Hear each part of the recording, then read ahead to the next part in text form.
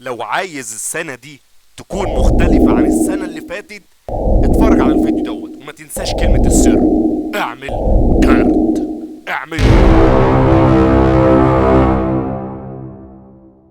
بيقولك ان كان في واحد معاه فلوس كتيرة. الراجل دوت كان مسافر، فجاب 3 عبيد من عنده، كل واحد فيهم اداله وزنات. واحد اداله 5 وزنات، والتاني اداله 3 وزنات، والاخير اداله وزنة واحدة بس. كل واحد فيهم على قد طاقته. شايفك يا اللي بتقول انا عارف المثل ده كويس وحافظه، في غيرك مش عارفه، لازم يتقال. طيب ممكن يكون حد فينا مش عارف يعني ايه وزنات.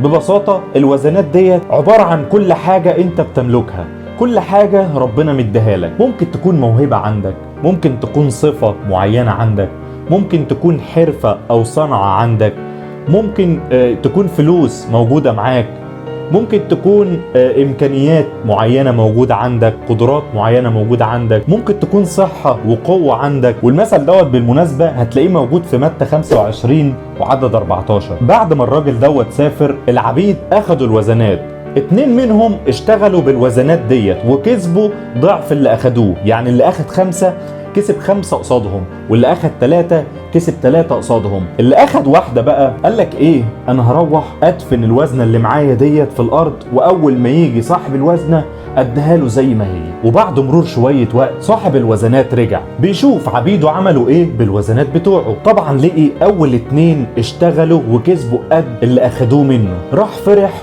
وكافئهم. بص بقى للي اخد الوزنة الواحدة، لقيه بيديله 1 بس، ولا كسب ولا عمل اي حاجة. طبعا صاحب الوزنات زعل منه جدا، واخد منه الوزنة اللي معاه واداها للي كان معاه 5 وزنات وكسب 5 تانيين، وقال ارموه بره، ده ما يدخلش الفرح او الوليمة بتاعتي.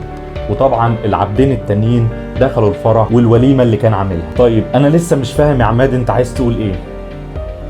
المثل ده بيوضح لنا حاجات كتيرة جدا. واول حاجة ان كلنا عندنا وزنات، ربنا مدي كل واحد فينا وزنات، على الاقل قوي وزنة واحدة بس، ده على الاقل. كل واحد فينا على قد طاقته، وخد بالك من كلمة على قد طاقته ديت. طيب انت عايز السنة ديت تكون مختلفة؟ تعال نعمل جرد ونقيم نفسنا، بس هنعمل الجرد على الوزنات اللي عندنا. كل واحد فينا كده يجيب كوباية شاي حلوة جميلة كده هوت، ويقعد مع نفسه يعمل كده جرد على كل الوزنات اللي عنده، ونشوف احنا اول حاجة احنا عندنا وزنات ايه، وتاني حاجة نشوف احنا صح ولا غلط، احنا كسبانين ولا خسرانين، محتاج اشتغل على ايه ومحتاج اسيب ايه، واخر حاجة انا محتاج اعرف انا بتسرق ولا لا. خد بالك في حاجات كتيرة بتسرقنا وعجبانا وعلى هوانا، وكلنا بنتسرق منها زي الفل. اولهم التليفون اللي انت بتشوفني منه دلوقتي ده، غير النوم والكسل والصحاب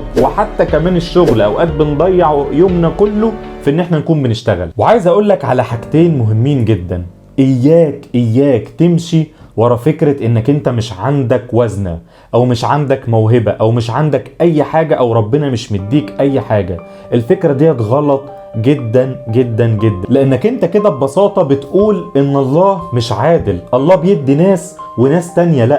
غير انك انت ممكن تتعلم اي حاجة في الدنيا، بس يكون هدفك انك انت تكون بتمجد بيها ربنا. الله ساعتها هيساعدك وهيفتح قدامك طرق انك انت تكون بتتعلم. وتاني حاجة ودي اللي هختم بيها كلامي، اياك تعمل زي اللي اخد الوزنة الواحدة بس، انك انت تروح تدفنها.